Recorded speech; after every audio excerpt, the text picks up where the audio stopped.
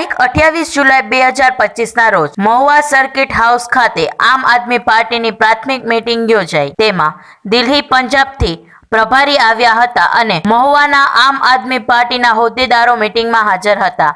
આ મીટિંગનો એજન્ડા આવનારી નગરપાલિકા ચૂંટણી લક્ષી મીટિંગ યોજાઈ હતી। આજે મહુવા સર્કિટ હાઉસમાં આમ આદમી પાર્ટીની એક મીટિંગ યોજાઈ હતી, તો એમનો એજન્ડા શું હતો, શા માટે શા કારણોસર એ મીટિંગ યોજાઈ હતી? મહુવાની અંદર આરામગૃહની અંદર સર્કિટ હાઉસમાં આમ આદમી પાર્ટીની એક મીટિંગ હતી। દિલ્હી આમ આદમી પાર્ટીમાંથી પ્રભારી આવ્યા હતા, અમિતસિંહ જે ચેરમેન છે, અને અન્ય પંજાબથી ઘણા પ્રભારી હતા, અને મહુવા તાલુકાના મહુવા શહેરના ઘણા હોદ્દેદારો હતા।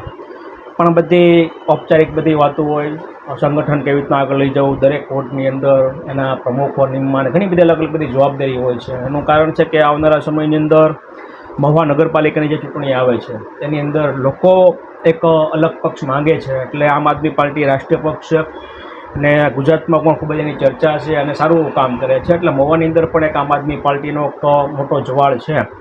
એટલે લોકો ભ્રષ્ટાચારથી કંટાળી ગયા ગુજરાતની અંદર, દરેક શહેરની તાલુકાની અંદર। એટલે મહુવા શહેરની અંદર જે ભ્રષ્ટાચાર થાય છે નગરપાલિકામાં, જે લોકોને સુવિધા મળતી નથી, એટલે લોકો એક માધ્યમથી આમ આદમી પાર્ટીને જોશે ને આગળ આવનારા દિવસોની અંદર લોકો એને સ્વીકાર કરશે। એટલે અલગ અલગ બધા એજન્ડા હોય છે અને ઔપચારિક બેઠક હોય છે, એટલે દરેક લોકો આવતા હોય એટલે મને બોલાવ્યો, એટલે પણ મારું તો ધ્યેય કે મારે પણ જવું પડે, એટલે ઘણી બધી ચર્ચાઓ થઈ છે અને આવનારા દિવસોમાં ખ્યાલ આવશે।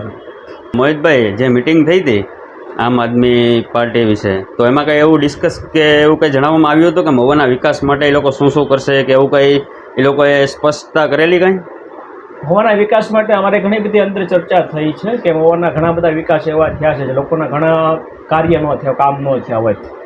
ગટર લાઇન છે, પાણીની વ્યવસ્થા છે, રોડના બ્લોકના ઘણી બધા અલગ અલગ લોકોની વ્યથાઓ હોય છે, એની ઘણી બધી અલગ અલગ લોકો અમે ચર્ચા કરી છે, જેથી કરીને ઘણા મુદ્દાઓ પર અમે આગળ લડી શકીએ અને લોકો વચ્ચે જઈ શકીએ। લોકો પાસે અમે જશું અને કહેશું કે તમારી જે અસુવિધા તમને પડતી હોય, તમને અસુવિધા અમને કહો, એટલે અમે તમને જે તમારી સુવિધા જે મળવાની હોય છે અમે તમને સુવિધા આપીએ। મોટા પ્રમાણની અંદર આગળ લોકો વચ્ચે જશું અને એના મુદ્દા જે છે લોકોના, એને મુદ્દા ઉઠાવશું અને નગરપાલિકાને અમે જાણ કરશું, કોઈ પણ સરકારને તંત્ર જાણ કરશું કે આ લોકોના મુદ્દા છે, આની ઉપર કામ નથી થયું। અત્યારે મોહિતભાઈ, જે નગરપાલિકા મહુવા નગરપાલિકાની જે વ્યવસ્થા જે છે, જે તંત્ર કામ કરી રહ્યું છે, જે કોઈ પ્રોપર કામ થઈ નથી રહ્યું, જેમ કે નેસવડ ચોકડી પાસેના ખાડા જે વર્ષોથી એ જ પોઝિશનમાં છે, કારણ કે અત્યારે ઘણી બધા મીડિયા પ્રેસ લોકોની ઘણી વિડીયો અપલોડ કર્યા, ઘણા સમાચારો બનાવ્યા તંત્ર સામે, પણ તંત્ર હજી આંખું ખોલતી નથી કે હજી કોઈ ત્યાં નેસવડ ચોકડી પાસે તમે પણ જાણતા હશો કે ઘણા રોડ ખાડા ને પાણી ભરાય છે, તો ત્યાં ઘણા વાહન ચાલકોને મુશ્કેલી પડે છે। તો હજી તંત્રએ કાંઈ એમની જવાબદારી લીધી નથી કાંઈ એમનું સમારકામ કર્યું।